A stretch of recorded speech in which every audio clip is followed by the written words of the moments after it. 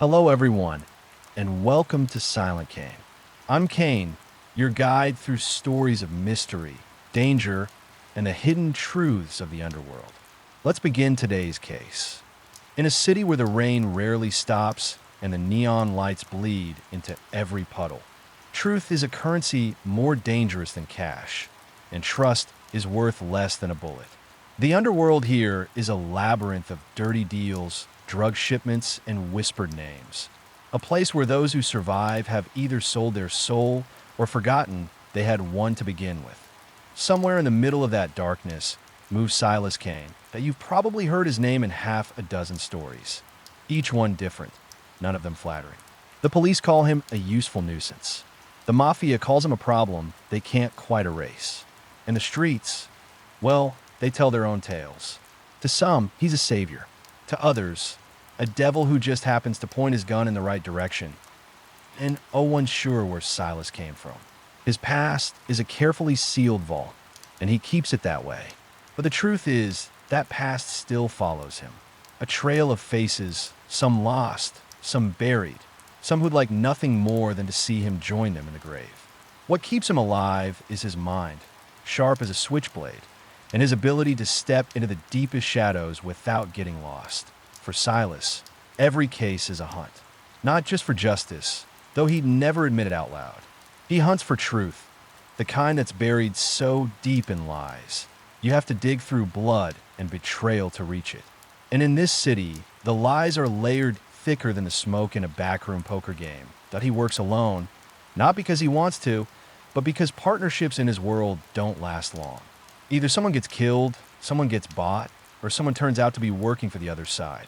Silas has learned the hard way that the only person you can count on in a fight is yourself. And even then, you'd better not blink. But the job he's about to take will test every rule he's ever lived by. It begins with a single clue, a trace so faint it could disappear in the time it takes to light a cigarette. A whisper in the rain, a shadow that shouldn't be there. From that moment, the city starts to change around him. Doors that were once open slam shut. Names that meant nothing suddenly start to matter. And the closer he gets, the more he realizes this isn't just another job. It's personal. The trail will lead him through mafia safe houses, underground fight rings, and the quiet halls of power where men in suits decide who lives and who disappears. Along the way, old wounds will open. Allies will fall. Enemies will become necessary evils. And every step will bring him closer to the truth and to a past he spent years trying to bury. In the end, there will be only one thing left to follow: the final trace. The rain had been falling for hours, the kind that turns the city into a watercolor painting gone wrong. Colors bleeding, shapes melting into each other, the edges of reality smudged. It hissed against the cracked pavement and pooled in the potholes, reflecting the fractured glow of flickering street lamps. Somewhere in the distance, a siren wailed, long and mournful, before fading into the constant hum of the city's midnight pulse. Silas Kane stood under the warped awning of a shuttered pawn shop, collar turned up against the downpour, cigarette burning low between his fingers. He didn't smoke for the taste. The nicotine didn't do much for him anymore, but for the silence it gave him in the moments between drags. He watched the rain slide off the edge of the awning in steady streams, his eyes half hidden under the brim of his fedora, scanning the street like it might suddenly decide to confess its sins. It was 1:47 a.m., according to the cracked watch on his wrist. The city's respectable folk were asleep, or at least pretending to be. The others were out here, moving in the rain's curtain. Hustlers, night shifters, women in too thin dresses leaning into the promise of a quick payday, and men who'd kill you faster than they'd remember your name. Silas didn't belong to either world, but he had a past to walk through both. That past had cost him more than he cared to remember. He flicked the cigarette into the gutter and stepped out into the rain. It soaked into the wool of his coat almost instantly, the chill crawling along his spine. He didn't bother to pull the collar higher. The cold kept him sharp, and tonight he needed his wits. His destination was 3 blocks east, down by Dock 9, where the warehouses hunched along the waterfront like sleeping giants. But he wasn't going there for the dock. He was going for a whisper point 2 nights ago. A man named Franklin Maris, an accountant with a clean record and a quiet life, had been found floating face down near the pier. The police chalked it up to an accident. Slipped on wet concrete, hit his head, drowned. Case closed. But Maris's sister had shown up at Silas's office yesterday morning, rain dripping off her coat, clutching a crumpled envelope in one hand. "My brother didn't drown," she'd said, voice low but steady. "They killed him. I don't know who they are, but he told me. If anything happened to him, I should bring you this." She'd slid the envelope across his desk. Inside was a single photograph, black and white, grainy. A dockside shot. In the background, a row of shipping containers. In the foreground, half obscured by shadow, was a man in a white suit, his face just out of frame. On the back, in messy handwriting, were 2 words, "Find Silas." That was all. Now, as Silas moved through the wet streets, that image played in his mind on a loop. The man in the white suit wasn't someone you stumbled across by accident. In this city, clothing was armor, and that kind of armor meant money, power, and the kind of connections that didn't care about the law. The rain thinned as he turned onto Lockwood Street, replaced by the rhythmic clang of a metal sign swaying in the wind. Ahead, the glow of a small diner spilled onto the sidewalk, cutting a wedge through the darkness. Its neon sign buzzed, Harris's Lunch. Though everyone just called it Harris's, no matter the hour, he pushed open the door and was greeted by the faint smell of burnt coffee and fried eggs. Inside, the world felt smaller. Booths lined the walls, their red vinyl seats cracked with age. A single waitress moved between them, a coffee pot in one hand, eyes tired but alert. A radio hummed low from behind the counter, some forgotten jazz number. In the back booth sat Eddie Rourke. Eddie was the kind of man who could tell you who'd be dead next week, and be right 9 times out of 10. His suit was cheap but pressed, his tie crooked like it had been tied in the dark. His hair, slicked back, was more gray than black these days. He didn't look up as Silas slid into the booth across from him. "You're late," Eddie said, voice like gravel. "Clock's broken," Silas replied, peeling off his wet coat and draping it over the seat. "You got something for me?" Eddie finally looked up. His eyes were small, sharp, and they didn't miss much. "Depends on what you're after. Dock 9. 2 nights ago, guy named Franklin Maris ended up in the water." Eddie poured sugar into his coffee, stirred once, twice. "Yeah, heard about that. They say he slipped." "They would," Silas said, leaning forward. "But he didn't." Eddie's gaze flicked to the rain-slick street outside before returning to Silas. "You're poking at a hornet's nest, Kane. The kind that doesn't just sting, it buries you." "I'm still standing. For now." Eddie sipped his coffee. "Word is, Maris got mixed up with the wrong shipment. Something came in on the Holloway Star last week. Not the usual contraband. This was different, special, valuable, enough to make people kill for it." Silas's jaw tightened, and the man in the white suit. Eddie's spoon clinked against his cup. "If you're seeing him, you're already too deep. They call him Vincent Caro. Runs half the waterfront, but never leaves a fingerprint. The other half either works for him or is dead." The waitress stopped by, refilled their cups, and moved on. Outside, a truck rolled past, sending a wave of dirty water onto the curb. Silas let the silence stretch before asking, "Where do I find him?" Eddie's eyes hardened. "You don't. Not unless he wants you to. And Kane," he leaned in, lowering his voice, "sometimes wanting you to find him is worse." Silas paid for the coffee and stepped back into the rain.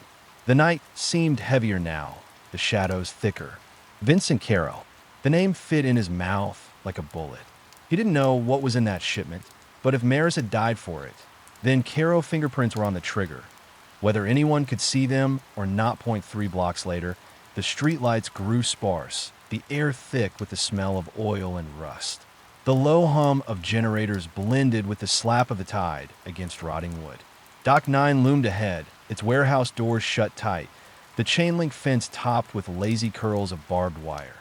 Silas crouched behind a stack of pallets, scanning the yard.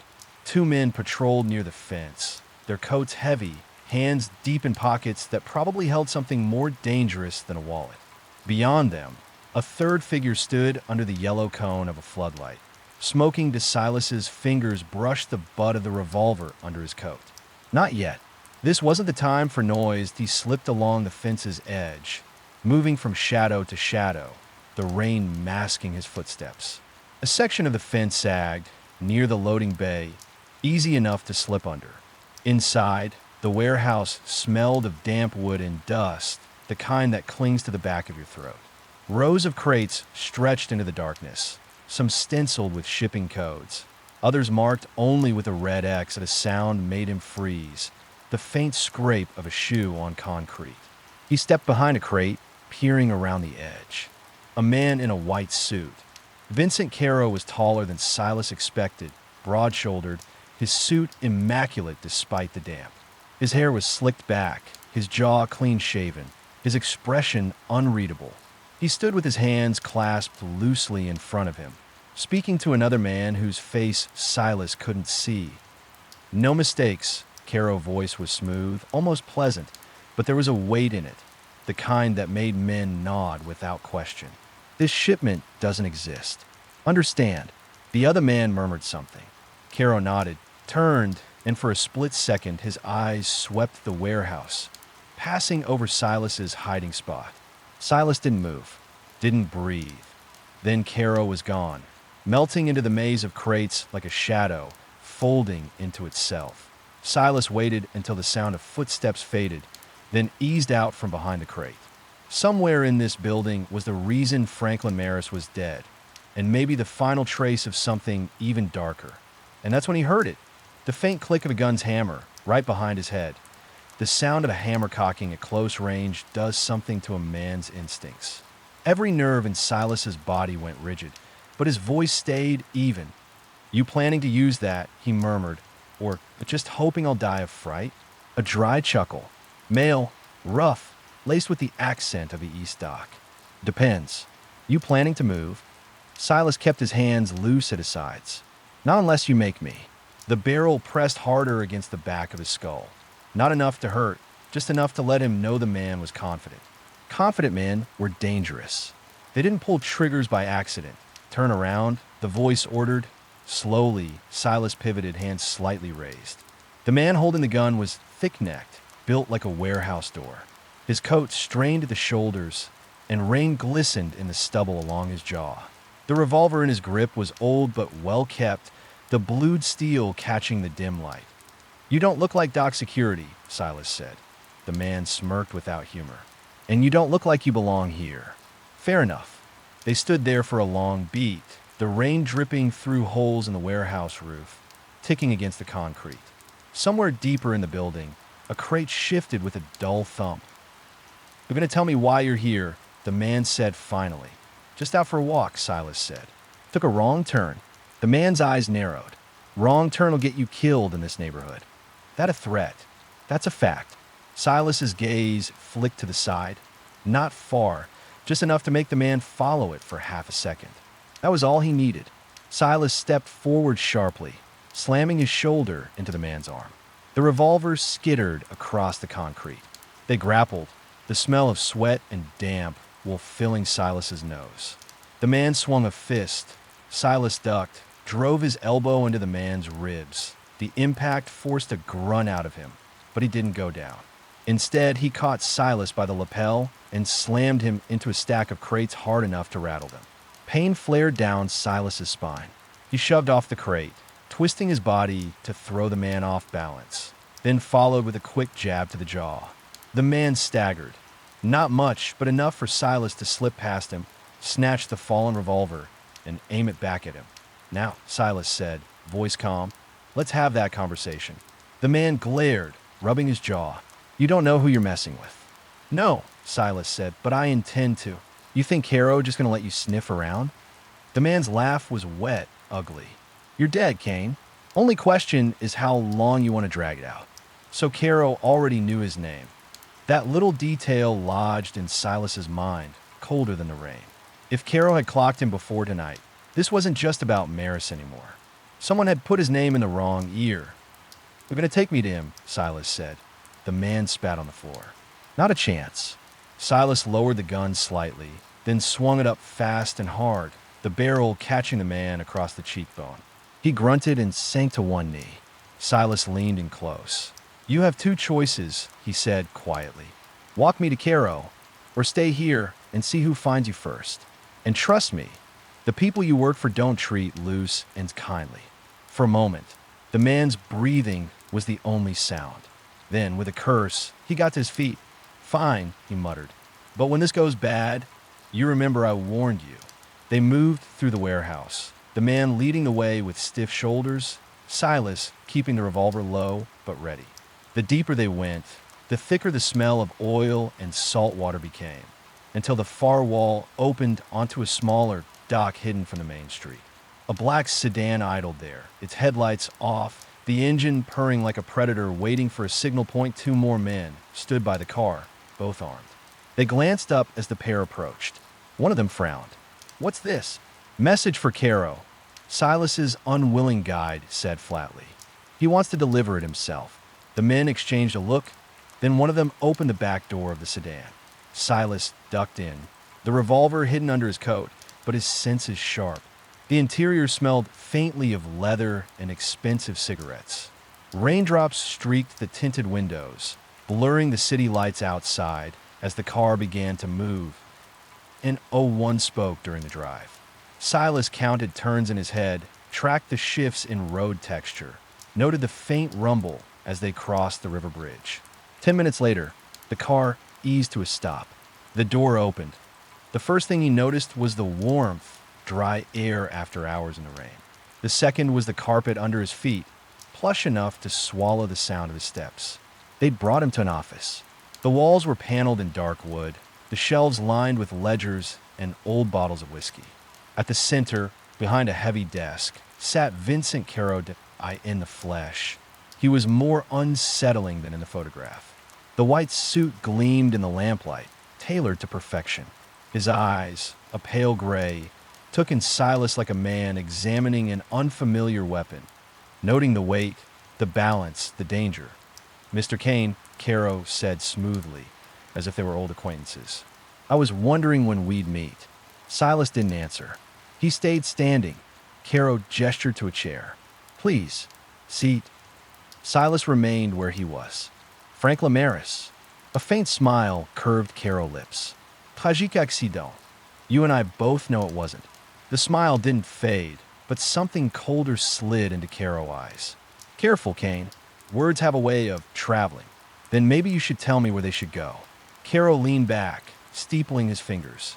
"You're good at finding things that don't want to be found. That's a skill I respect.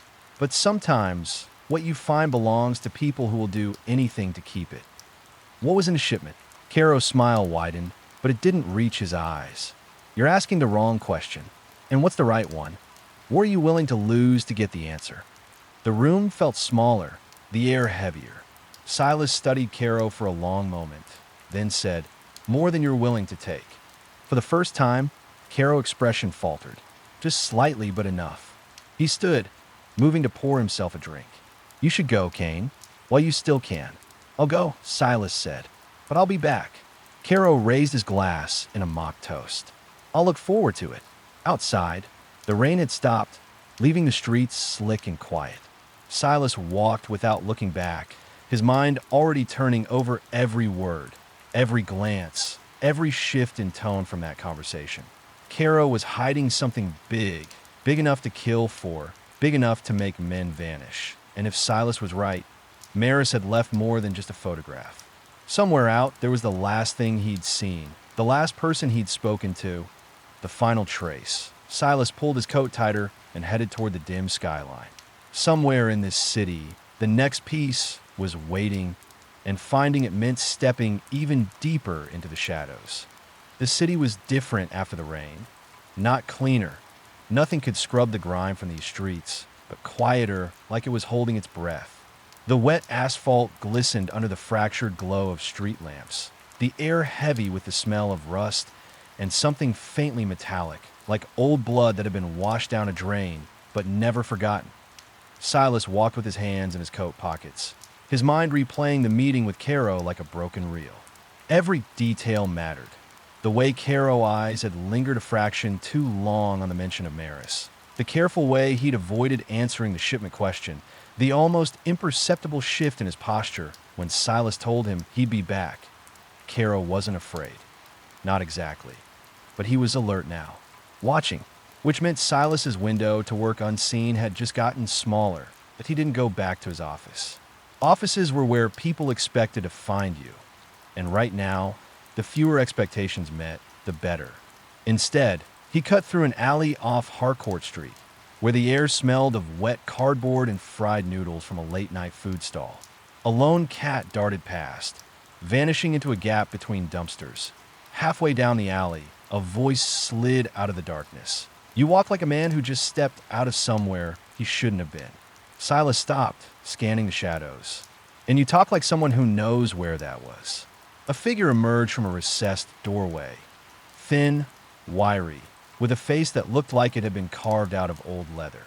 Benny Latch, informant, occasional pickpocket, full-time survivor. His grin showed a row of teeth too white for a man living on the street.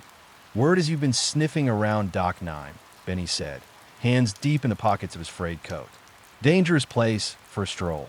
"Danger's relative," Silas replied. "Depends what you're looking for." Benny tilted his head, the grin not fading. "And what are you looking for?" Silas studied him for a beat. Benny never asked questions without knowing the answers already, which meant this was bait. "A dead man's last words," Silas said finally. "You heard them." Benny chuckled softly, shaking his head. "Not me, but I know someone who did. And they're still breathing." For now, Silas stepped closer. Rainwater dripped from a broken gutter overhead, pattering against the brim of his hat. "Where?" Benny's eyes darted up the alley, then back to Silas. "There's an old boarding house off Whitaker Street. Room 17. She goes by Lila. Knows things she shouldn't. Maris talked to her the night he died." "Why tell me?" "Because," Benny said, leaning in close enough for Silas to smell the stale whiskey on his breath. "If Maris told her something worth killing for, she's next." Whitaker Street sat in the part of the city with the paint peeled from every doorframe, and the air inside smelled of damp wood and old cigarettes. The boarding house was 3 stories of sagging brick, its sign half-hanging, the gold letters faded to ghosts. Silas stepped inside. The narrow hallway was lit by a single bulb that swung slightly with the draft, shadows swaying across the stained wallpaper. Somewhere upstairs, a radio played a love song from another decade. He found room 17 at the end of the second-floor hall. The door was closed, a thin line of light under it. He knocked once, silence. Then a voice. "Who is it?" "Kane," he said, "a friend of Franklin Maris." The pause that followed was longer than it should have been. Then came the sound of a lock turning. The door opened just enough for one green eye to peer through the gap. "Come in," she said. Lila was younger than he'd expected. Mid-20s maybe, with hair the color of dark honey and a face that had learned to smile in rooms where smiling wasn't safe. She wore a silk robe, faded at the seams, and her bare feet were silent on the warped floorboards as she closed the door behind him. "You were with Franklin the night he died," Silas said. Not a question. Lila's fingers tightened on the belt of her robe. "He said someone was watching him, that he'd found something big, but he wouldn't tell me what." "Did he say a name?" She nodded slowly. "Caro. He said if anything happened to him, you'd know what to do." Silas's stomach tightened. "What else?" Her gaze flicked toward the small dresser against the wall. "He left something here. Told me to keep it hidden. I didn't look. I didn't want to know." She crossed the room, knelt, and reached beneath the dresser. When she stood, she held a small, battered cassette recorder. She placed it in his hands like it might burn her. "He said it was the only copy," she whispered. Silas turned it over. The label was worn, but he could just make out 2 words scrawled in black ink. Dock 9. He was about to ask her what else she knew when the floorboard outside the door creaked. Not the casual weight of someone passing by. The slow, deliberate shift of a man trying not to be heard as Silas's eyes met hers. She understood immediately. "Is there another way out?" he murmured. She nodded toward the window. As he crossed to it, the door burst inward, splintering off its hinges. 2 men in dark coats filled the frame, guns raised. Lila screamed. Silas dropped behind the bed as the first shot cracked, the bullet chewing into the plaster above him. He drew his revolver, fired once. The nearer man stumbled back, clutching his arm. "Go!" Silas barked at Lila, shoving the window open. She hesitated only a second before climbing through onto the fire escape. Silas followed, the cold night air biting his face as they clattered down the metal steps. Another shot rang out, sparks flying off the railing beside him. They hit the alley and ran. Behind them, footsteps thundered down the fire escape, shouts echoing off the brick. Silas kept the recorder clutched tight in one hand, his other gripping Lila's wrist to keep her moving. They turned a corner, dove through the open door of a shuttered laundromat, and crouched behind an overturned table. Outside, the footsteps slowed, faded, disappeared. For a long moment, the only sound was Lila's ragged breathing. "What's on that tape?" she whispered. Silas stared at the recorder, feeling its weight. "We're about to find out." The laundromat was dark, its rows of rusted machines hulking in the shadows like silent sentinels.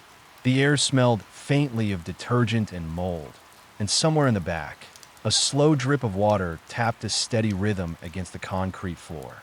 Silas waited until his own breathing slowed before leaning forward and peering through the crack in the door. The alley outside was empty now, washed clean by the earlier rain that he slid back beside Lila.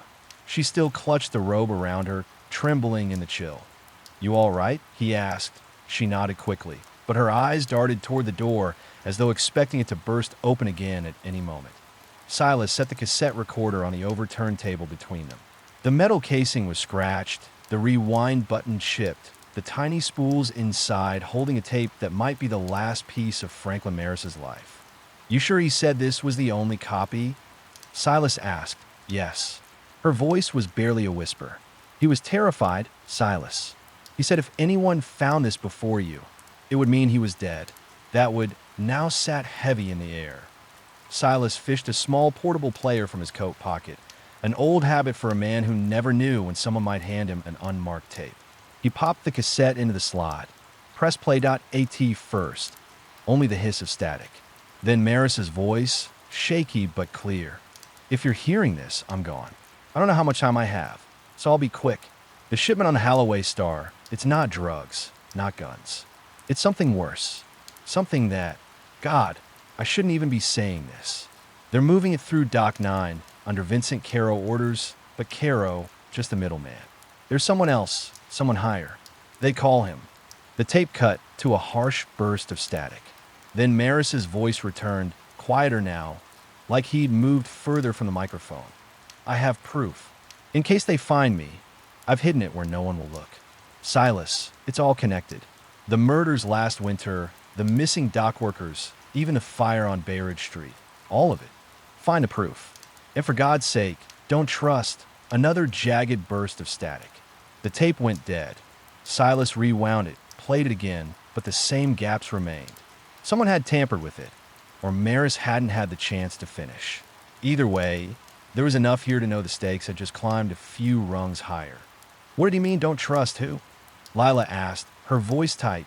Silas shook his head. "That's the part we don't get to know. Not yet." She hugged herself, shivering. "They'll come back." "They will," Silas agreed, standing and sliding the recorder into his coat. "Which is why you're not staying here." "Where would I go?" He didn't answer immediately. Safe houses were thin on the ground, and the fewer people who knew her location, the better.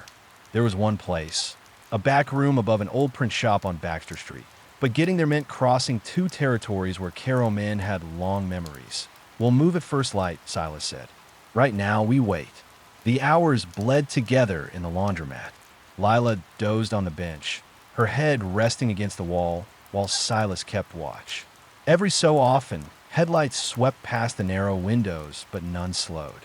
His thoughts kept circling the tape, the missing words, the proof Maris had mentioned, and the shadow of whoever sat higher than Caro. That it was near dawn when he finally decided they could risk moving.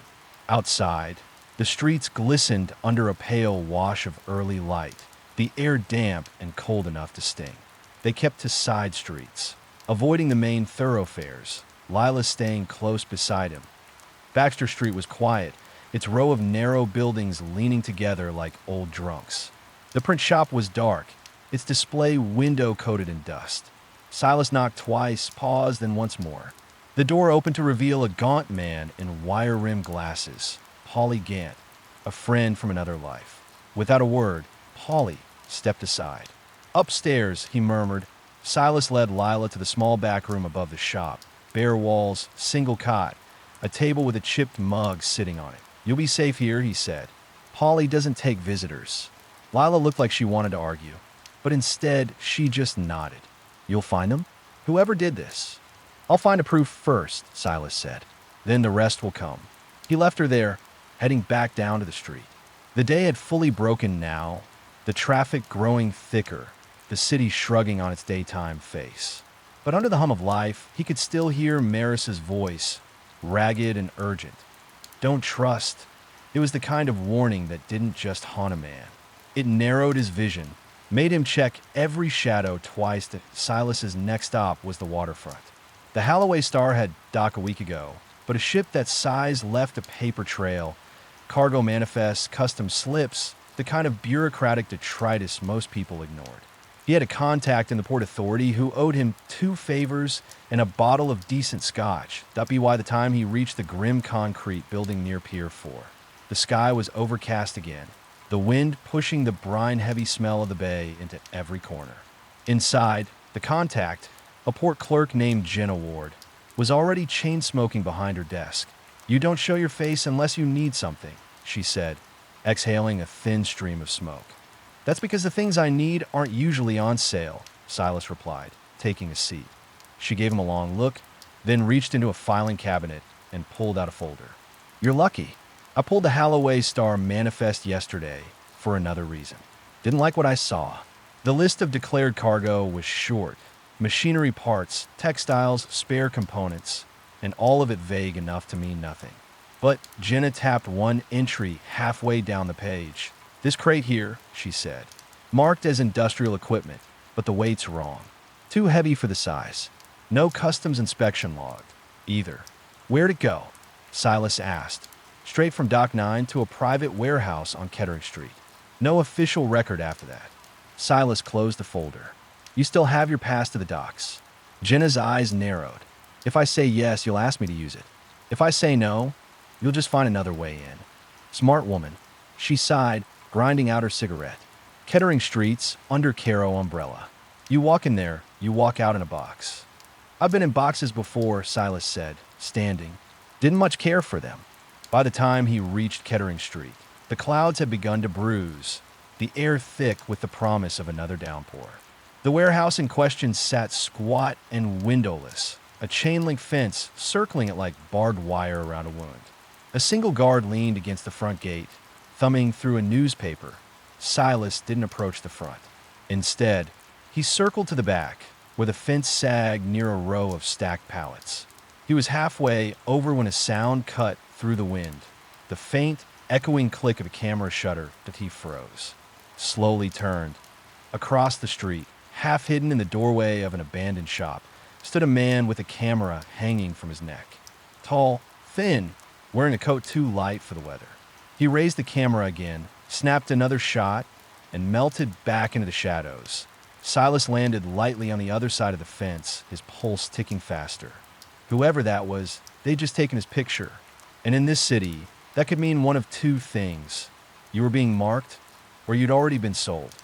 Inside the warehouse, the air was cooler, the dim light filtering through a high skylight. Rows of crates loomed in the half-dark, their stenciled codes meaningless to anyone without the right key.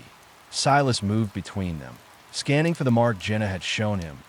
He found it near the far wall, a single crate, larger than the rest, the wood dark with moisture. He reached for the crowbar hanging from his belt, slid the tip under the lid. Footsteps echoed on the concrete. Silas froze, the crowbar still in his hand. Step away from the crate. A voice said, calm, confident, and familiar. He turned slowly, and standing there, revolver leveled at his chest, was a face he hadn't seen in years, one he'd hoped never to see again. The apartment had the kind of silence that wasn't empty. It was full of something invisible and watching. Silas lingered in the doorway for a moment after the last officer left, letting the stillness settle around him like dust. He could hear his own breath, slow and measured, and somewhere deep in the walls, the faint hum of old pipes straining to hold together. The blinds were half closed, casting striped shadows across the floor and over the shape of a tipped-over chair. The smell hit him again, an old, heavy combination of cigarette smoke, damp plaster, and something faintly metallic. Blood always left that scent, no matter how well you cleaned. His boots pressed into the thin carpet, each step creaking a floorboard beneath it. He'd been here before. Apartments like this were scattered all over the city, each one a stage for its own little tragedy. The difference this time was the way the air felt. Not just stale, guarded that he crossed to the kitchen. The counter was chipped and yellowed, a few crusted coffee cups still in the sink, their rims stained brown. On the floor beneath the counter, he noticed something subtle, the way the baseboard bowed ever so slightly. Silas knelt, eyes narrowing. He ran his fingers along the seam. The wood was loose, hollowed out. He pulled a thin pry tool from his satchel and eased it under the edge. The wood resisted, then popped free with a sighing sound, revealing a cavity no bigger than a shoebox. Inside, a small leather pouch tied with frayed string.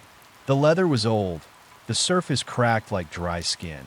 Silas untied it carefully, his gloves whispering against the material. The brass key slid into his palm, heavier than he expected, solid, maybe custom made. Next to it was a folded scrap of paper. He opened it slowly. .14b, 215 DS3 fragments. No explanation. His mind began sorting possibilities like cards in a hand. 14b, apartment number, storage locker, safety deposit box. 215, time or maybe a date. DS, initials, location, code. Behind him, the faintest creak of the floor. Silas froze, head tilting just enough to catch the sound that he turned sharply. A shadow moved past the frosted glass panel on the front door. Police are done here, he called out, voice level. You're late to the party. No answer. The shadow didn't linger. It slipped away, silent and deliberate. Silas crossed the room in 3 strides and flung open the door. The hallway beyond was empty except for the humming buzz of a flickering light bulb. But there, faint, sharp, unmistakable, a trace of expensive cologne. Bergamot, maybe mixed with something darker. Not the sort of scent you picked up in places like this. He moved quickly down the hallway, his eyes scanning each doorway. When he reached the stairwell, the smell was gone, washed away by the damp wind coming through the open fire door. Whoever was had disappeared into the city like they'd never been there.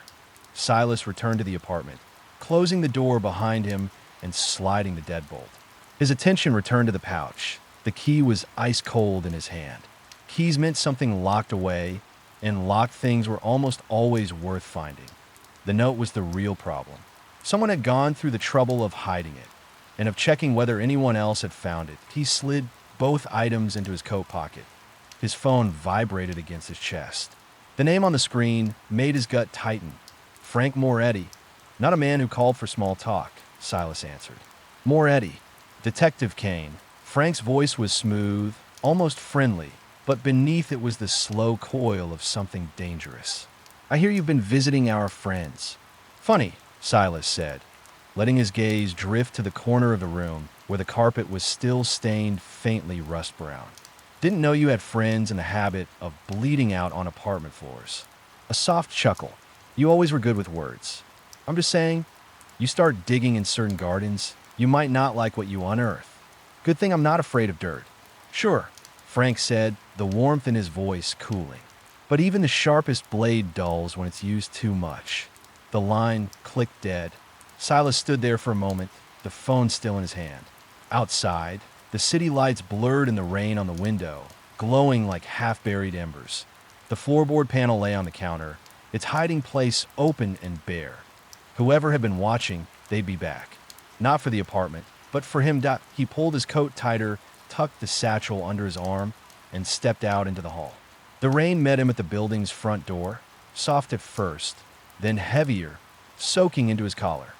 The city at night, was never truly dark. Neon signs blinked, street lamps spilled pale yellow onto the slick pavement, and somewhere in the distance, the wail of a siren cut through the damp air.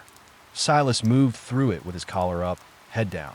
The brass key felt heavier with each block he walked, as if it knew the path before he did. He didn't head to the precinct. Not yet. The police would log the pouch as evidence, run the key through a database, and wait for an answer. He didn't have that kind of time. Instead, he turned down a narrow side street where the glow of the main road barely reached. At the end stood the Rusted Mug, a bar with no windows and a door that groaned when it opened.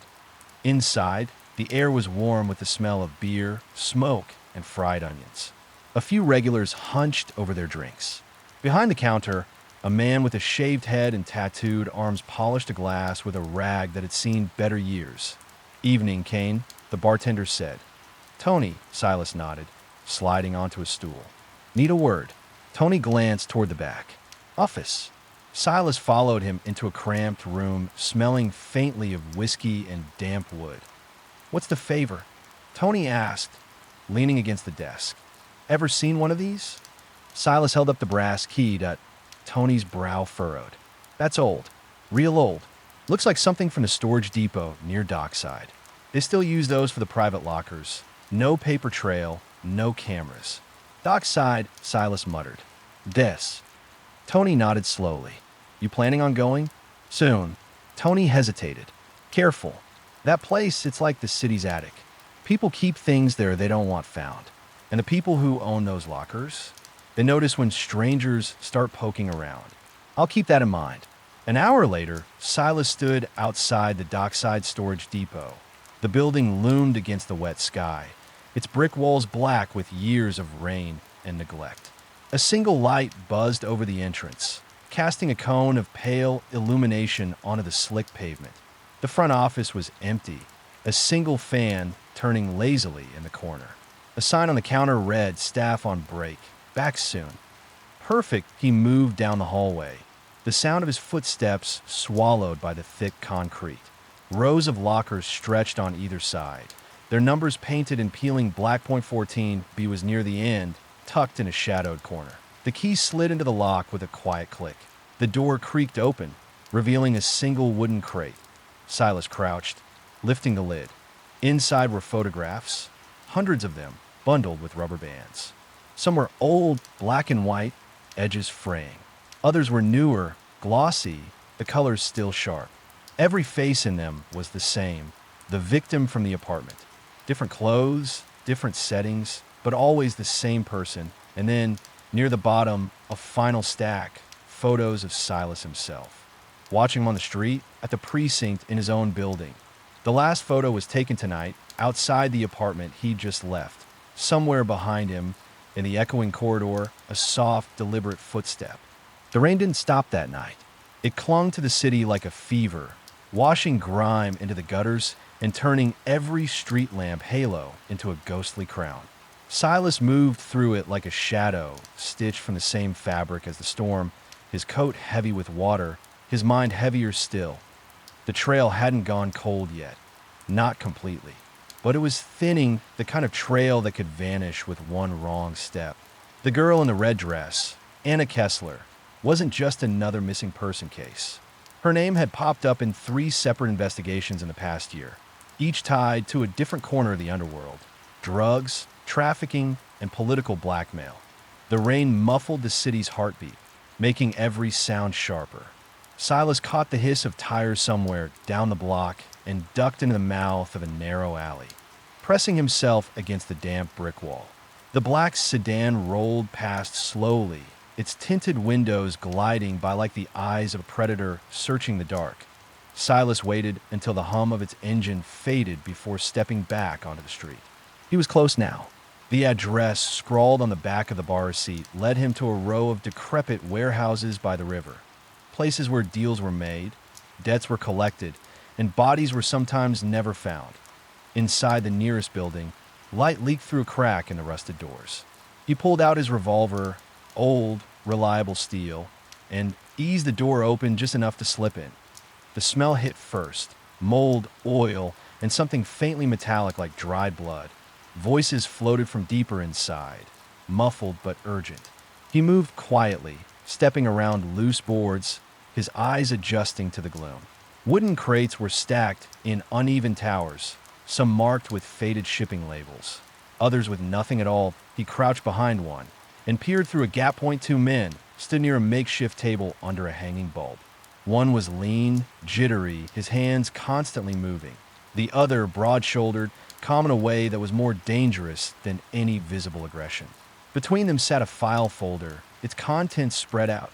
Photographs, invoices, and a small digital recorder. Silas's breath slowed. One of the photos showed Anna, alive but terrified, standing beside a man Silas recognized instantly. Luca Marino. The name was whispered in the underworld like a curse.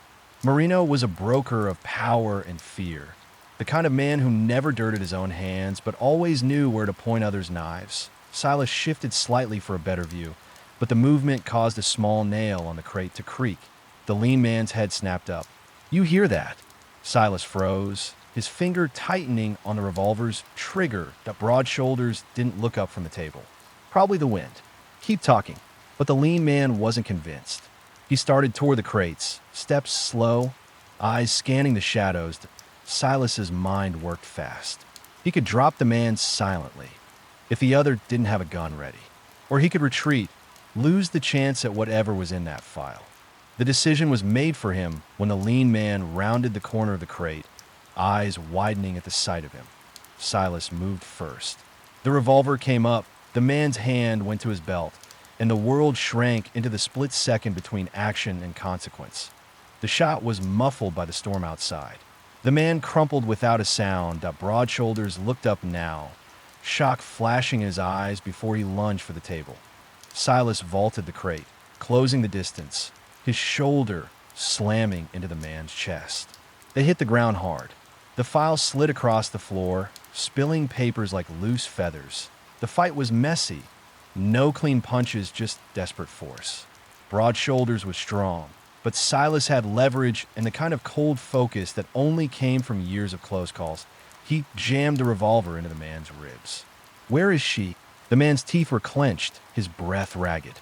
"You're too late." Silas pressed harder. "Try me." Broad shoulders smiled, a grim, blood-flecked thing. "The docks. But you won't make it in time." A sound from outside, a car door slamming, cut through the tension. Backup was coming. Silas grabbed the file, shoved it into his coat, and ran.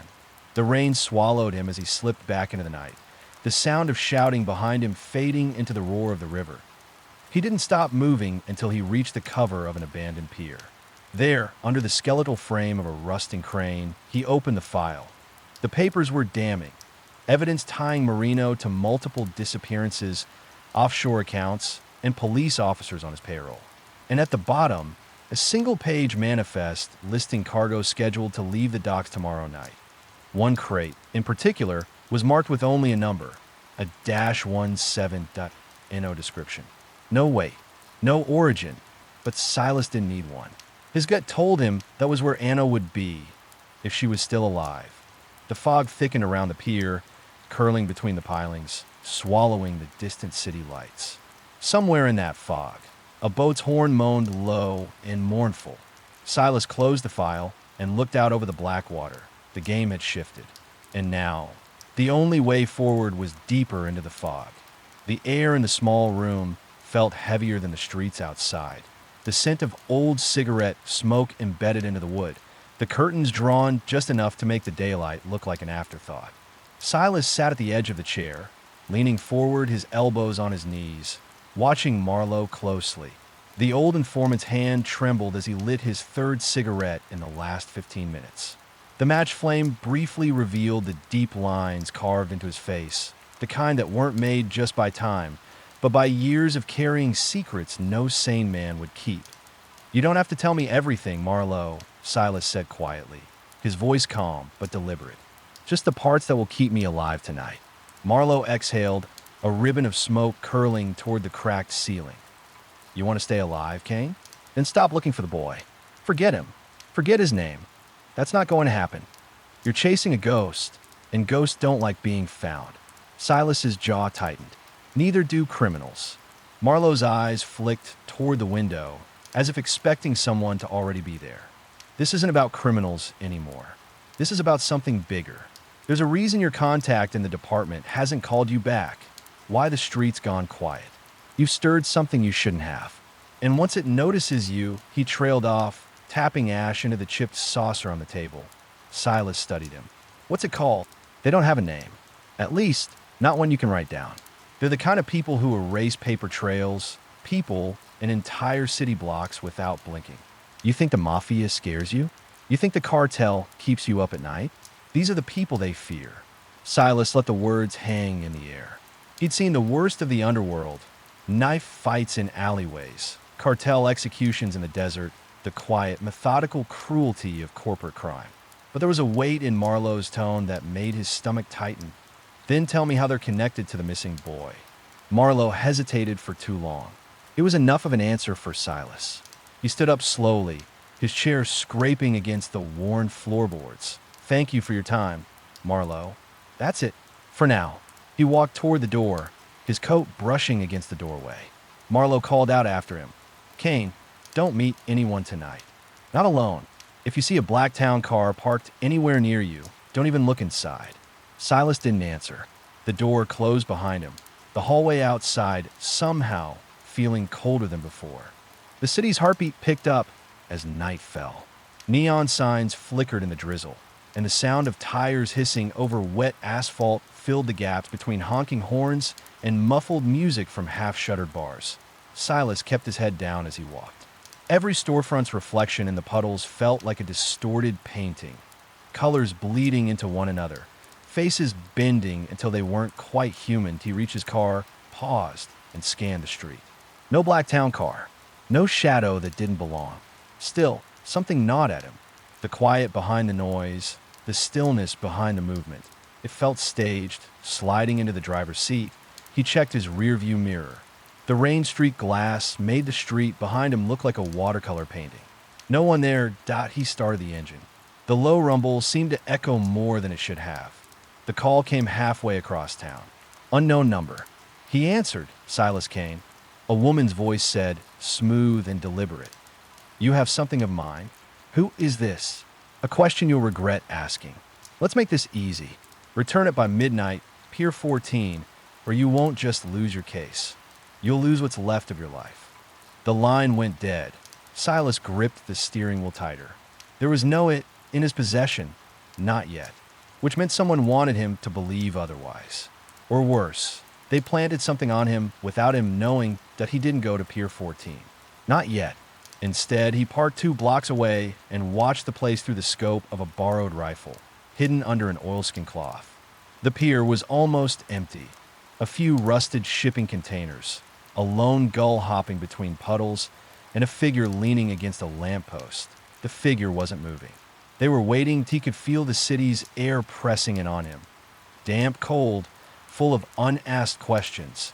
Somewhere deep inside, Silas knew that stepping onto that pier tonight would change everything. Rain slapped against the rooftops in broken sheets, turning the narrow street into a shimmering ribbon of silver and shadow. Silas's boots splashed through shallow puddles, every stride cutting through the wet night like a metronome for danger. Somewhere behind him, the echo of hurried footsteps kept perfect time with his own that he didn't look back. Not yet. The safe house had been compromised, and the only way out was forward, deeper into the part of the city locals didn't walk after sunset. No neon here, no warm street lamps. Just the skeletal silhouettes of decaying warehouses and the occasional flicker of a distant, unreliable light bulb. He slid into the mouth of an alley, keeping his body low, hand brushing the grip of the pistol holstered beneath his coat. His eyes traced every shadow, a dumpster overflowing with black bags, a rusted fire escape ladder swaying in the wind, a dark shape slouched against the wall that could be a drunk or bait. A sharp whistle cut through the rain. 2 quick notes. Signal. The drunk straightened, too fast, too sharp, and Silas moved without thinking. His gun came free, muzzle flashing once, twice. The man folded to the wet concrete with a grunt, his own weapon clattering from his hand. Silas didn't wait to confirm the kill. Movement ahead, 3 silhouettes spilling into the alley from the far end, dragged his focus forward. Automatic fire shredded the air. Silas threw himself sideways into a doorway alcove, shards of brick biting at his cheek as bullets chewed through the wall behind him. He tasted metal in his mouth, adrenaline, fear, and rain all mixing into something bitter. Pin him down, a voice barked. They were organized. Not street thugs, soldiers. Silas reached inside his coat, fingers finding the cold, smooth casing of the flashbang he'd pocketed earlier. One breath to steady himself. He yanked the pin, tossed it low. The white explosion of light and sound turned the alley into chaos. He was already moving, crossing the open space in long, low strides. One attacker swung blindly toward the noise. Silas's shoulder hit him square in the ribs, slamming him into the wall. The man's weapon came free into Silas's hand, and in the same motion he pivoted, sighted, and dropped the next gunman with 2 shots to the chest. The third one wasn't panicking, a pro this one. He'd already recovered, raising his rifle. Silas dove behind the dumpster, the heavy thud of automatic fire chewing through the metal. The stench of rotting garbage hit him hard, but he stayed low, waited for the break in fire. There, a pause to reload. Silas lunged from cover, closing the distance before the man could snap the new mag into place.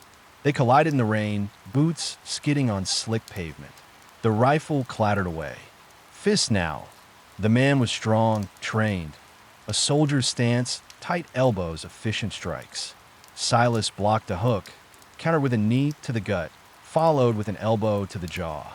The man staggered, but instead of retreating, he drove forward, slamming Silas against the wall hard enough to knock the breath from his lungs like a flash of steel. A knife in the man's hand. Silas caught the wrist, twisting until he felt the tendon strain. Rain slicked their grip, the blade kissing dangerously close to his ribs. He forced the wrist down, using his weight, the knife scraping along the wall and sparking briefly before he wrenched it free. One sharp motion. And the man went still. Silas stepped back, breathing hard, rain coursing down his face like cold sweat. He listened. The alley was quiet again, except for the relentless hiss of rain and the distant rumble of traffic. But quiet didn't mean safe. He moved quickly now, cutting through the alley's far end and out into the skeletal grid of the docklands. The air here smelled of oil, salt, and rust. Cranes loomed like skeletal giants above the shadowed cargo containers. Somewhere beyond them was Pier 17, and the meeting he'd been warned about that a flash of movement between containers drew his attention. Shadows in motion. Silas kept to cover, weaving between the steel walls, his senses tuned to every sound. The echo of boots on wet metal, the faint hum of generators, the irregular patter of rain dripping from a tarp above. The voice cut through the night. Low, accented, speaking in the clipped syllables of men who made their living in blood and silence. Package arrives at dawn. Kane won't make it that far. Silas's jaw tightened. He edged closer, peering around the corner of a container. 5 men stood in a loose semicircle, weapons slung casual but ready. At their center was a man in a long coat, the kind of tailored, expensive cut that didn't belong here. The coat shifted, and Silas saw the glint of a gold ring shaped like a serpent eating its own tail. The Ouroboros ring. His breath caught. That ring had been in the file. The same one from the murder of an undercover agent 2 years ago. The same one connected to the name whispered in his nightmares, Malachi Draven. And Draven was supposed to be dead. Silas pulled back into shadow, heart pounding. He knew if he engaged here with 5 armed men and no backup, it would be suicide. But if Draven was alive, a faint click behind him froze his blood. Turn around. Slow. Silas obeyed, already reading the angles, the possible moves. The man aiming the pistol at him wore the same serpent ring. "Boss will want to see you," the gunman said, and jerked the muzzle toward the open space between containers. Silas smiled, just enough to make the man doubt what was coming. Bad idea. The next second was pure violence. Silas dropped low, sweeping the man's legs from under him. The gun fired once into the wet night, echoing across the docks. Silas rolled, came up with the pistol in his hand, and fired twice, one round in the man's chest, the other into the nearest light, plunging the lane into deeper shadow. Shouts erupted from the semicircle. Silas didn't wait. He sprinted deeper into the maze of containers, boots hammering against the steel decking. Bullets chased him, sparking off metal edges. Punching holes in tarps, he turned sharply, ducked into a container with its doors hanging half open. Inside, the darkness swallowed him whole. Outside, the hunters closed and Silas's boots splashed through the narrow, rain-slick alley as the echo of the fleeing car's engine still roared in his ears. Every instinct screamed that he was being herded, pushed toward a place they had already chosen for him. The city here was older, forgotten. Cracked brick walls leaned inward like old men whispering secrets. Rusted fire escapes clung to buildings in jagged lines. Neon flickered from a boarded-up karaoke bar, the lights stuttering in the puddles like a dying heartbeat. Up ahead, two silhouettes darted across the alley, too far to shoot without risking giving away his exact position.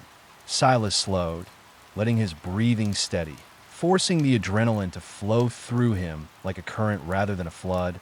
He took the next corner and froze. If they blocked the way, .3 black SUVs formed a barricade at the mouth of the alley, their headlights cutting harsh cones through the mist. Men in dark coats stepped out, guns already drawn. Detective Kane, one of them called, voice dripping with amusement. "We've been expecting you." The rain seemed to fall harder. Silas didn't answer, not with words. His hand slipped to the grip of his pistol, his body lowering into a predator's stance. The first man fired. The muzzle flash lit his face for a fraction of a second. Pale skin, slick hair, eyes like polished obsidian. Silas moved before the shot could land, rolling behind a rusted dumpster. The bullet sparked off metal, the sound like a hammer strike in the narrow space. The air filled with the sharp tang of gunpowder. Silas popped up, returning 2 shots, not to hit, but to force them behind cover. Then he moved, cutting right into a shadowed side passage only locals or criminals would know existed. Shouts followed. Boots pounded after him. The passage narrowed, walls closing in until he could feel the cold brick brushing his shoulders. Pipes ran overhead, dripping warm condensation. He moved silently, but so did they. Halfway through, a figure lunged from the dark, a knife flashing. Silas caught the wrist mid-swing, twisting hard. Bone cracked. The man's breath whooshed out in pain, but Silas didn't stop. He drove the attacker into the wall, using the impact to disarm him, then pivoted to slam an elbow into his jaw. The body dropped like a sack, and no time to check if he was out cold. He kept moving, the sound of the rain dimming as the passage opened into the underbelly of an abandoned textile factory. IT was a cavernous space, all skeletal beams and hanging chains that swayed gently in the drafts. Dust floated in the air like ghostly motes, disturbed by his entry. The smell of old oil and mold clung to everything. And then, voices. He crouched low, weaving between stacks of rotting pallets. Through the gaps, he saw them, a dozen men, all armed, gathered around a table covered with maps, photos, and crates that could only mean one thing: weapons trafficking. But at the head of the table sat a man Silas hadn't seen in over a decade, Leon Vargas. The last time Silas saw Vargas, it was through the haze of a burning warehouse, with Vargas's hands bound and 2 officers hauling him away. That night had been bloody, a war between rival syndicates that ended with Silas believing Vargas would rot in a maximum security cell until the end of his days.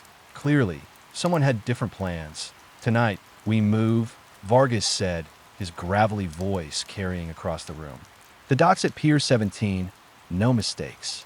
Kane's sniffing around, but we'll deal with him."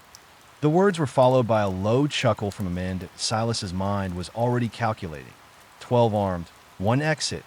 High ground possible if he reached the catwalk above. But he'd have to move fast before they started dispersing. A chain rattled overhead. Silas froze. IT hadn't been him. The noise drew the men's attention. Vargas stood, eyes scanning the shadows. "Intruder," he said simply. They moved as one, weapons up, spreading out through the factory floor. Silas bolted for the stairs to the catwalk, boots thudding against rusted metal. Shots rang out, sparks flying as bullets chewed into the railing. He dove flat, sliding the last few feet into cover behind a steel beam. From above, he had a clear view. Crates labeled in Cyrillic, weapons cases open and gleaming under the flickering overhead lights. This wasn't small time. This was enough firepower to start a war. He lined up his sights, took a slow breath, and fired. Point. One man dropped. Chaos erupted. They returned fire, the catwalk groaning as bullets punched through the grating beneath him. Silas moved, never staying still long enough to be a target. He fired again, another man falling backward into a stack of crates that toppled with a deafening crash. Below, Vargas barked orders, his voice like a whip. Cut him off. Don't let him reach the south exit. Silas wasn't aiming for the exit. Not yet. He moved to a pulley control, yanking hard. A heavy load of steel beams dropped from the ceiling, crashing into the floor and scattering the men. Dust and smoke filled the air, coughing them into confusion. He used the cover to descend, landing in the chaos. Close quarters now. The first man came at him, swinging a length of pipe. Silas ducked, drove a knee into his stomach, and used the momentum to fling him into another attacker. Gunshots cracked at near point-blank range. He rolled behind a forklift, returning fire until his clip ran dry. He swapped mags in seconds, but they were closing in. A flashbang rolled across the floor. Not his. The blast was blinding. Sound dropped out for a heartbeat, replaced by a high, sharp ringing. Shapes moved in the haze. Tactical, precise. Black-clad operatives stormed the floor, their rifles barking short. Controlled bursts. Silas's instincts screamed to move, but the confusion was total that a hand grabbed his collar, yanking him backward into the shadows behind a stack of crates. A voice, low and urgent, hissed in his ear. Stay down, Kane. You're in way over your head. He turned, trying to make out the face, but the figure was already moving away, melting into the chaos like smoke. The tactical team was pushing the mobsters toward the far end of the factory, but Vargas was gone. Slipped away in the madness. Silas started forward, intent on following, but a burst of automatic fire tore through the air inches from his head. The operatives turned toward him now, not rescuing, targeting. The realization hit like ice water. Whoever these guys were, they weren't here to help him. He bolted toward the south wall, weaving between machinery, every step drawing more gunfire. The exit loomed, a rusted steel door hanging slightly ajar. He slammed through it and out into the night, straight into the blinding glare of two SUV headlights. Engines roared. Doors opened. Men stepped out. Not Vargas's, not the operatives. A third faction, and in the middle of them, a woman. Tall, sharp-eyed, with a face he thought he'd buried years ago. She smiled like a blade, unsheathing. Hello, Silas, she said. It's been a long time. Before he could answer, the nearest man raised a weapon, and the world erupted into gunfire. The steel door exploded inward, and Silas moved with it, letting the momentum hide his silhouette from the two armed men inside. His boots hit concrete, knees bending to absorb the drop. No hesitation. His right hand snapped up, the Glock barking twice, both rounds punching clean into the first man's chest before the second even registered the threat. The second man was faster and closer. The muzzle flash seared Silas's night vision as a bullet screamed past his left ear, ricocheting off the wall behind. He didn't aim this time.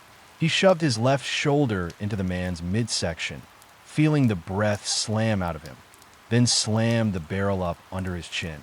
One suppressed shot, dead weight. The whole exchange took less than 4 seconds, but the noise, even with the suppressor, would travel.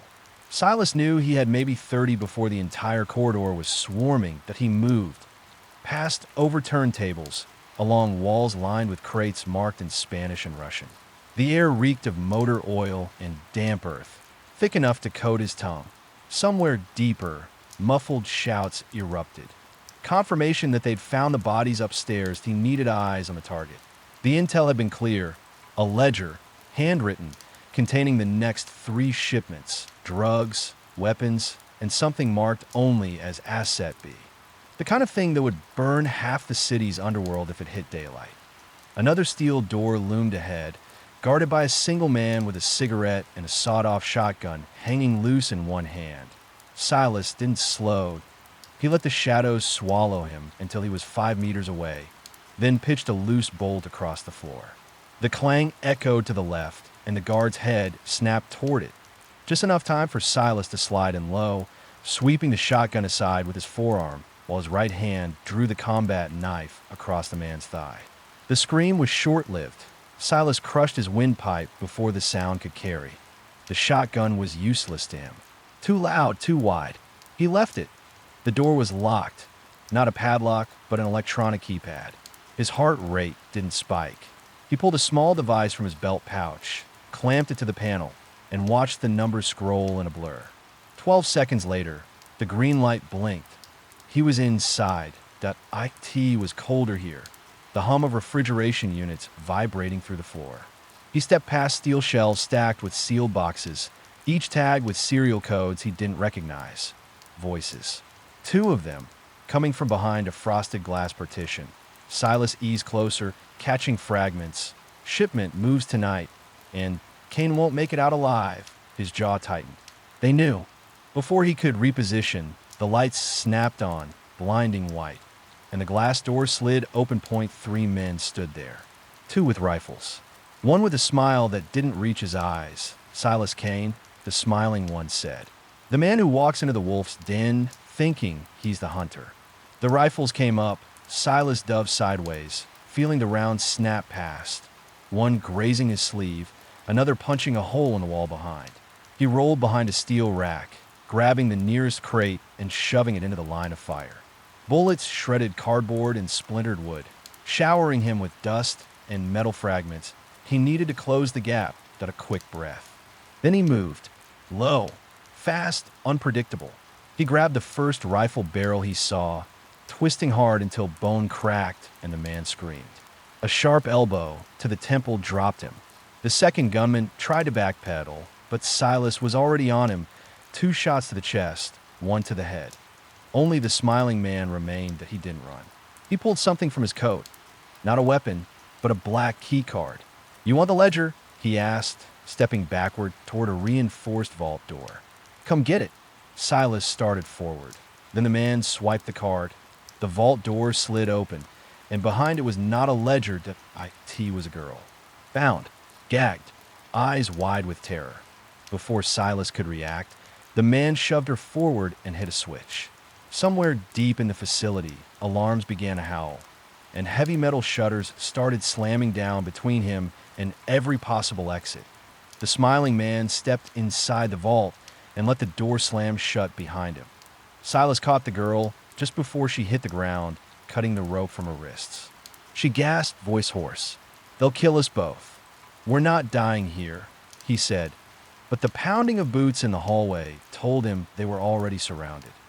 And that's when the wall to his left exploded inward in a cloud of concrete dust, and a black SUV smashed through, headlights flooding the room. That a voice from inside yelled, Kane, get in. He didn't hesitate. He hauled the girl with him, diving into the back as the SUV spun, tires screaming, and tore through the wreckage toward a narrow service tunnel. Gunfire chased them, bullets punching into the metal frame. One slammed into the driver's shoulder. Blood sprayed the windshield. The SUV lurched. Hold on, the driver snarled. The tunnel narrowed. Too much. Concrete scraped the sides, sparks flaring in the dark. Then the sound hit them. Not gunfire. Not engines. The low, grinding roar. Silas looked ahead and saw the tunnel's far wall collapsing toward them in a cascade of steel and rock. They had 3 seconds before it buried them alive. The bullet missed Silas's temple by less than an inch, shearing a hot whisper of air past his skin before shattering the glass behind him. The crack of the shot echoed in the narrow stairwell, swallowed by the thunder of boots above. He didn't look back. His hand snapped up, squeezing off 2 rounds in the direction of the muzzle flash. A grunt, a body collapsing against the rail. He vaulted the last steps, landing hard on the concrete floor of the basement level. The air down here was different. Damp, metallic, with a faint electrical hum.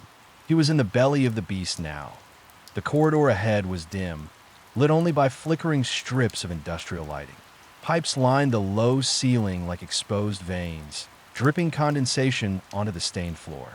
Somewhere beyond, a door slammed, followed by muffled shouts in a language he didn't fully understand. But the tone was universal. Orders being barked, lives about to be spent. Silas ran. Every footfall echoed in the hollow space, the sound chasing him like the man behind him. His shoulder brushed a hanging chain, sending it swaying and clinking. At the far end of the corridor, a metal door rattled open and two men in tactical black stepped out, rifles raised, in no time to think. He dropped to one knee, firing twice, center mass, double tap. One man spun, falling backward. The other staggered but stayed up, squeezing his trigger in wild arcs. Bullets shrieked off the pipes, spraying steam. Silas threw himself sideways into a roll, came up behind a support pillar, and fired again. The second man went down. He was breathing hard now, not from exertion, but from the controlled chaos of the fight. His pulse felt too loud in his ears. Another door ahead. This one was heavy, with a keypad and a mechanical lock. Silas yanked the dead man's ID card and swiped it. Red light. Again, red. Shouts came closer from behind, and no choice. He slung the rifle, drew a compact, breaching charge from his belt, slapped it against the lock, and turned away. The blast was small but brutal, ripping the door open and filling the hall with smoke and scorched metal smell. Inside, darkness. The kind that swallows you whole. He switched on his weapon light, cutting a white cone through the void. A storage room? No, not storage. This was an armory. Racks of rifles, cases of ammo, crates with no markings but plenty of menace. Along the back wall, a steel table was cluttered with maps, burner phones, and stacks of cash. He grabbed one of the phones and pocketed it, along with a flash drive taped beneath the table's edge. No time to check it. His instincts told him it mattered. That a noise, a soft click behind him. He turned. A man stood in the doorway, his face half in shadow, holding a pistol steady. No tremor in his hands. His suit was sharp, his hair perfect, eyes like polished obsidian. Kane, the man said. His voice was calm, almost amused. You really don't know when to quit. Silas didn't answer. His mind was mapping every angle, every piece of cover, the distance between them. The man smirked. You're in deeper than you think. Every step you take brings you closer to the wrong end of the city. Silas raised his gun slightly. I've been on that end for years. They moved at the same moment, Silas diving left, the man firing twice. A round punched into the wall where Silas's head had been a heartbeat ago. Silas fired back, shattering a light, plunging the room into strobe-lit chaos from the flickering sparks above. They circled, shadows slipping over crates, and gunmetal at a shout from the hall. The reinforcements were here. Silas made his move. He sprinted low, sliding across the floor as the man's bullet ricocheted off a crate and slammed his shoulder into his opponent's legs. They both went down hard. The pistols skittered away. Silas was up first, landing two quick blows to the man's ribs before grabbing him by the collar and hauling him up. Where's the shipment? Silas demanded.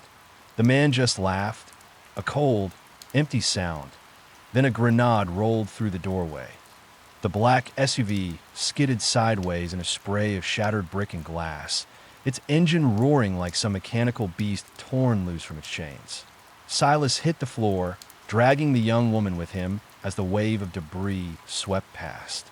The wall behind him dissolved into dust and falling plaster, the air choking with the acrid scent of burned rubber. The passenger door flew open. A masked driver shouted over the noise. "Move!"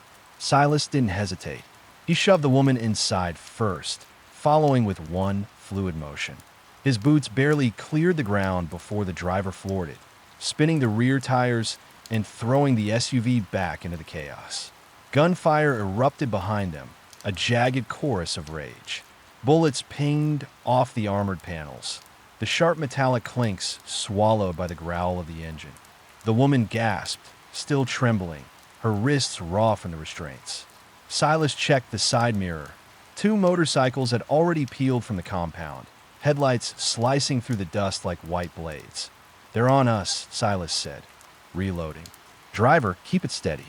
The masked man grunted and swerved hard, forcing the bikes to fan out. The narrow streets twisted ahead of them, old warehouses casting shadows that looked like the reaching arms of predators. Silas lowered the window, bracing the pistol with both hands. The moment one of the riders came up on his flank, Silas squeezed off two controlled shots, the first sparking off the bike's front fork, the second tearing through the rider's shoulder. The man spun, lost control, and smashed into a wall in a shower of sparks. "One down," Silas muttered. The second rider was faster, weaving like a shadow through the crumbling alleyways. He pulled something from his belt, a short, steel cylinder, and Silas's stomach tightened. "Grenade!" he barked. The driver jerked the wheel, the SUV clipping the edge of a rusted dumpster just as the grenade exploded behind them. The shockwave punched the rear bumper, rattling the cabin. Silas exhaled slowly. "Keep pushing. We're not clear yet." The woman stared at him, wide-eyed. "Who are you?" "Someone who's going to get you out of here," Silas replied, scanning the next intersection. But as they hit open ground, more headlights flared in the distance. Not bikes this time, but a convoy of three black sedans fanning out like wolves closing on prey. Silas recognized the lead vehicle immediately. The sleek chrome strip across its hood was like a signature, the kind you didn't forget if you'd ever stared down the barrel of its owner's gun. "Devereaux," Silas murmured, almost to himself. The driver's knuckles whitened on the steering wheel. "You want to turn?" "No. If we turn, they herd us back into the docks." "Keep forward. There's a route through the viaduct. I'll cover." The sedans accelerated, their engines howling. Silas leaned out again, his shots precise, forcing the lead car to swerve momentarily. But they were disciplined, trained, and each dodge only bought seconds. "Faster," Silas said. "I'm already redlining," the driver growled. The road narrowed into the concrete mouth of the viaduct. The sound amplified. Engine roar, screeching tires, the sharp snap of gunfire, all crashing together into a deafening tunnel. Muzzle flashes lit the walls like strobe lights at a nightmare carnival. The driver slammed the SUV into a hard drift, avoiding a spiked strip someone had thrown ahead. Silas caught the glimpse of a shadow on the overpass above, a man with a rifle. "Incoming topside," he shouted, just as a round tore through the rear quarter panel. He grabbed the woman, shoving her down, and fired upward through the open sunroof. The shadow jerked back, disappearing into the darkness. They burst out of the viaduct into a wasteland of half-demolished buildings. The skyline was jagged here, skeletal cranes frozen mid-motion against the moonlight. Silas knew this part of the city. It was where deals went bad, where debts were settled in bullets instead of words. The sedans were still coming. The driver swerved around a pile of rubble, the suspension screaming. "We can't outrun them much longer," he said. Silas scanned the terrain, then saw it. An unfinished tower, its steel frame still bare, a construction lift hanging loose on one side. "Head for that tower," Silas ordered. The driver glanced at him. "That's a dead end." "Exactly." They shot toward it, the sedans matching pace, engines snarling in pursuit. At the base of the tower, the SUV spun in a tight half circle, positioning itself between the structure and the oncoming vehicles.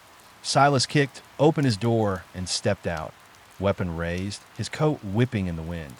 The sedan slowed, spreading into an arc. Doors opened. Shadows emerged, tall, deliberate, armed to the teeth. From the middle car, a figure stepped forward. Crisp black suit, silver tie pin, a face carved into sharp lines, eyes like polished obsidian. "Devereaux." "Detective Kane," he said, voice smooth as oil. "You've been trespassing." Silas said nothing, but his gaze flicked over the spacing of the men, the positions of their rifles, the subtle tremor in one man's stance that meant he wasn't ready for the recoil. "You've got something of mine," Devereaux continued, glancing toward the SUV's back seat. "And I'm afraid I can't let you leave with it." The woman's voice trembled. "Silas," he raised a hand without looking back. "This isn't going to end the way you think," Silas said to Devereaux. "Oh, I think it will." Silas heard it before he saw it. A low, metallic groan from above. His eyes darted upward. The construction lift's cable had been cut just enough to weaken it. Swaying in the night breeze like a pendulum, that Devereaux's smile twitched. A fraction too soon. Silas dove sideways, shouting down as the lift broke free, plummeting toward the cluster of gunmen. The crash was thunderous. Metal on concrete. A burst of dust and screams. Chaos erupted. Silas seized the moment, firing into the confusion, his shots methodical. The driver revved the SUV, ready to bolt. But as Silas yanked the door open, something slammed into his ribs like a sledgehammer. The world lurched. His gun slipped from numb fingers. He stumbled, catching himself on the doorframe. Through the haze, he saw Devereaux, and scathed, a smoking pistol in his hand. "Run," Silas rasped to the driver. "Get her out." Another shot rang out. Darkness swallowed everything. The roar swallowed everything. Stone and steel collapsed ahead of him. A choking avalanche that turned the tunnel's end into a wall of death. Silas had already moved before thought caught up, his hand on the girl's shoulder, forcing her low as the driver slammed the SUV into reverse. The tires screamed against the narrow concrete, sparks flaring on either side as mirrors shattered against the walls. The chunk of rebar punched through the windshield like a spear. The girl screamed. Silas batted it aside before it reached her face. Dust rained down in choking curtains, the air turning thick and unbreathable. The driver, one arm clamped over his bleeding shoulder, gritted his teeth and wrenched the wheel, backing them into a side passage barely wider than the vehicle. "This way's not mapped," he growled. "Hold on." The passage was darker than the main tunnel, the headlights swallowing into black before the beams reached more than 10 meters ahead. Silas leaned forward between the seats, scanning for shapes in the dark. The girl coughed, pulling her knees to her chest, eyes glassy with shock. "You drive," Silas said suddenly. The driver shot him a look. "With one arm. You'll bleed out faster if you keep jerking the wheel with it," Silas said flatly. "Switch." It was insane, but they didn't have the luxury of arguing. As soon as the SUV skidded to a pause in the narrow bend, Silas was out of the passenger side, around the front, and sliding into the driver's seat. The driver slumped over to the other side, pressing a bloodied rag hard against the wound. Silas jammed the gear into drive and punched the accelerator. The SUV roared forward, its undercarriage groaning against uneven ground. The deeper they went, the less it felt like a tunnel. The walls became rough-hewn rock instead of poured concrete. The floor uneven, littered with debris that scraped and banged against the SUV's chassis. The radio crackled suddenly. Not theirs, but a burst of outside comm chatter bleeding in through whatever signal bleeds still reached this deep. Voices harsh and clipped. Sector Delta blocked. Fallback teams to ingress point 2. Target is mobile and auxiliary route. They were tracking him. Silas felt the hairs on his neck rise. He kept his speed steady. Too fast, and they'd tear the axles off on a hidden rock. Too slow, and their pursuers would catch up. The passage widened unexpectedly, opening into a cavern so vast the headlights couldn't find the far wall. Stalactites hung like teeth from above, dripping in the cold air. In the distance, something glimmered faintly, a metallic sheen, not stone. The driver coughed, voice hoarse. Where do the old dockyards, tunnels run to the bay? Silas's mind clicked through possibilities. If they could hit water, they could vanish. But there was no telling if the path stayed open or if it was a dead end that would trap them worse than the collapse. Behind them, faint but growing, engines killed the headlights instantly. Darkness swallowed the SUV whole. The girl whimpered, but Silas held up a finger in the silence. Only the echo of pursuit filled the space now, bouncing strangely in the cavern, making it impossible to tell how close the enemy was. He rolled them forward in near silence, letting the SUV idle, coasting toward that faint metallic glint. The air grew colder. The smell changed. Salt water. The cavern floor dipped, and suddenly they were staring at an underground dock, a skeletal pier jutting out into black water. At the end of it sat something unexpected, a patrol boat, engines quiet, lights dead. Silas didn't waste time asking who'd left it there. He killed the SUV's engine and turned to the driver. "Can you walk?" The man's face was pale, but he nodded once, then moved. "We're taking that boat." They piled out, boots thudding against damp stone. The girl nearly slipped on algae-slick rock, but Silas caught her by the elbow, guiding her toward the pier. Behind them, the echo of enemy engines grew sharper. They'd be in sight in less than a minute. Halfway down the pier, a shadow rose from behind a crate. Silas's instincts had the Glock in his hand before the man could finish bringing up his weapon. Two muffled shots. The shadow dropped, sliding limply into the water. They reached the boat. Silas jumped aboard first, scanning the deck. It wasn't abandoned. Two more men emerged from below, but the fight was short, brutal, and one-sided. "Get in," Silas barked to the others. The driver collapsed onto a bench, breathing raggedly. The girl crouched beside him, clutching the railing. Silas moved to the console, keys in the ignition. Too good to be luck. Someone had staged this. The engines growled to life, the vibrations carrying through the deck. He pushed the throttle, the patrol boat surging forward into the dark water. Behind them, headlights spilled into the cavern mouth. SUVs braking hard at the pier's edge. Men spilled out, firing into the dark, muzzle flashes strobing against the rock walls. Bullets snapped over the water, some punching into the hull, but the distance grew. Then another sound. A deeper rumble. The girl's eyes went wide. "What is that?" Silas already knew. A second patrol boat shot from a side channel, its bow cutting the water like a blade. Searchlights snapped on, blinding in the dark. The roar of its twin engines was deafening. The chase was on. Silas swung hard to port, the boat leaning dangerously. Spray blasted across the deck, cold and sharp. The pursuing boat matched the move. Closing the gap, he pushed the throttle further, engine screaming, but the other vessel was newer, faster. They'd be overtaken in under a minute. Then the channel ahead split. One path wide and open, the other narrow, lined with jagged rock spines that rose like the backs of submerged beasts. He took the narrow one without hesitation. The pursuing boat followed, but the rocks weren't forgiving. One spine caught its port side, metal shrieking. It didn't stop them entirely, but it bought Silas 10 seconds. He used them to AT the end of the channel. The water spilled out into open bay, moonlight silvering the waves. A city skyline glimmered faintly miles away. The girl exhaled in relief. "We made." A burst of gunfire from behind shredded the thought. The enemy had cleared the rocks and was closing again. Silas's eyes flicked to the shoreline. Warehouses, cranes, rusted freight containers stacked like tombstones. He angled toward it. The boat slammed against a makeshift dock, the impact jarring teeth. "Out," he ordered, already grabbing the girl's arm and hauling her onto the planks. The driver followed, staggering but upright. They scrambled between the containers just as the enemy boat ground against the dock. Boots hit wood. Shouts followed. They ran. The maze of containers twisted endlessly, every turn looking the same.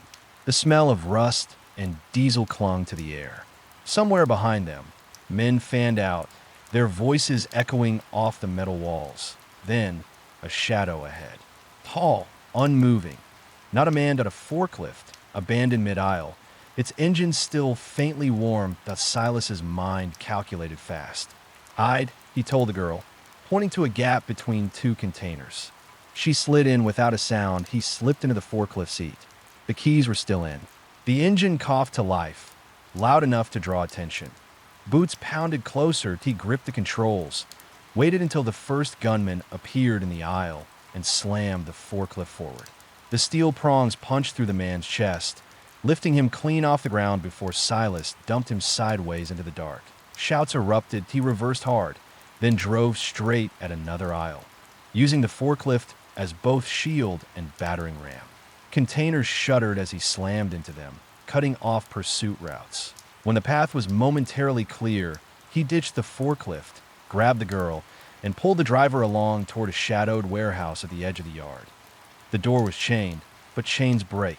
Inside was darkness, dust, and the faint smell of oil. Shapes loomed, machinery long dead, crates stacked high, tarps covering who knew what. Silas didn't stop moving until they were deep inside. Then, a sound above, footsteps. Slow, measured. Not the enemy outside. Someone had been here all along. And then a voice, calm and familiar, drifted from the catwalk above. Silas Kane. You keep surviving where you shouldn't. That makes you dangerous. The shape stepped into the dim light. That IT was the smiling man from the vault. The rain did not ease. It poured in relentless sheets, hammering the rusted, corrugated roofs of the warehouse district until each impact sounded like 1,000 whispered warnings. Silas kept his head low as he moved, the soaked collar of his trench coat sticking to his neck. Every step was a calculated risk. One wrong turn here could lead to an alley with no exit, a bullet in the back, or worse. The SUV that had rammed through the compound wall was now parked 3 streets away, hidden in the deep shadow of a crumbling storage building. The girl he had just dragged from the steel cage sat in the back seat, her breathing shallow but steady. She hadn't spoken a word since they got here, her eyes darting between the rain-blurred streets and Silas's face as if trying to decide whether he was her savior or her next captor. Stay here, he told her quietly, pressing a small pistol in her hand. Only use it if someone tries to open this door. Her eyes widened at the weight of the weapon, but she nodded once, tight-lipped. Silas shut the door and stepped back into the storm. The streets here smelled of rust, gasoline, and something far older, salt from the nearby docks mixed with the sour tang of decay. Puddles reflected the dim, yellow streetlights, distorted and shivering in the wind. Somewhere beyond the industrial skyline, ship horns called to one another like mournful animals. Silas didn't head straight for the exit routes. That would be obvious. Instead, he cut deeper into the maze. Following the trail his instinct screamed was dangerous, because danger was where the answers usually hid at a sound stopped him.